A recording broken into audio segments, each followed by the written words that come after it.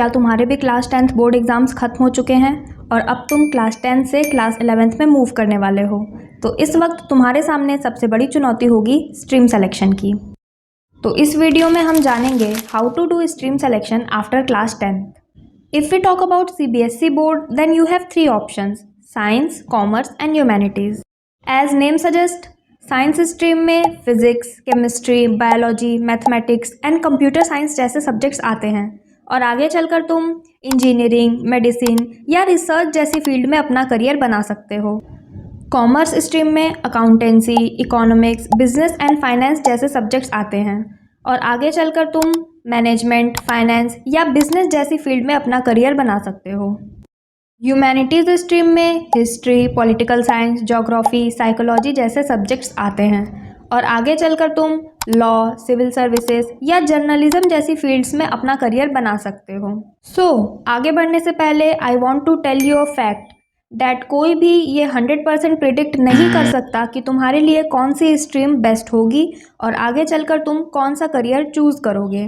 Because जैसे जैसे time आगे बढ़ता है तुम नई चीज़ें एक्सपीरियंस करते हो और तुम्हारे इंटरेस्ट, पैशन एंड कैपेबिलिटीज़ भी चेंज हो जाते हैं। That is why you switch career and explore other career fields as well.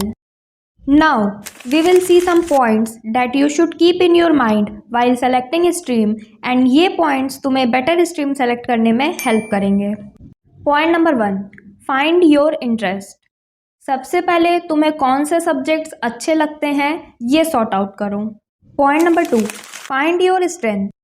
Now decide कि जो सब्जेक्ट्स तुम्हें अच्छे लगते हैं क्या तुम उन्हें आगे पढ़ पाओगे, because every stream has different difficulty level and you may find some subjects easy while some subjects hard.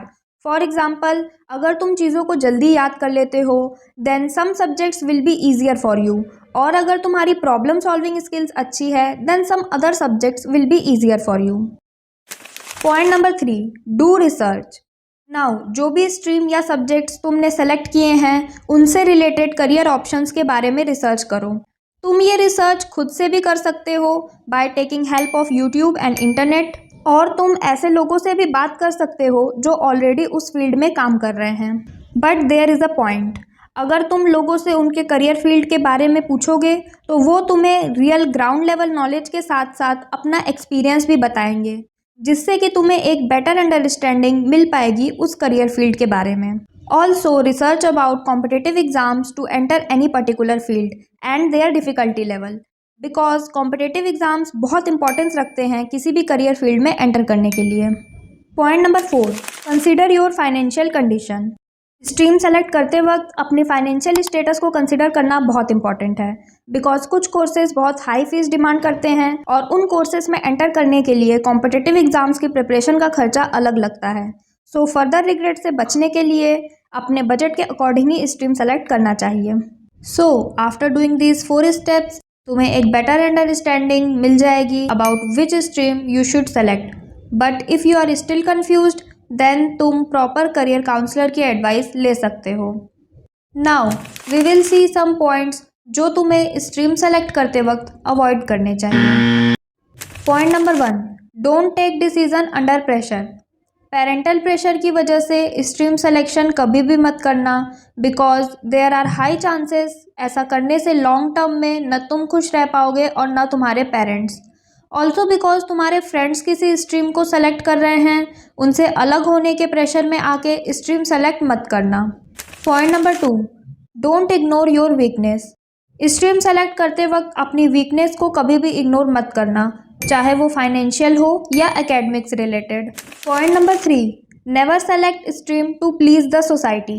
हमारी सोसाइटी में ऐसी थिंकिंग है कि ब्राइट स्टूडेंट्स साइंस लेते हैं और उन्हें ज़्यादा इज्जत दी जाती है, और जिन बच्चों का पढ़ाई में दिमाग नहीं लगता वो आर्ट्स ले लेते हैं।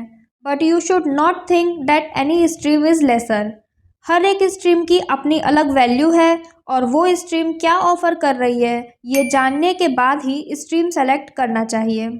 सो नाउ आई बिलीव कि तुम्हें एक बेटर अंडरस्टैंडिंग मिल गई होगी अबाउट स्ट्रीम सेलेक्शन, और इन पॉइंट्स को कंसिडर करके तुम अपने लिए एक बेटर स्ट्रीम सेलेक्ट कर पाओगे।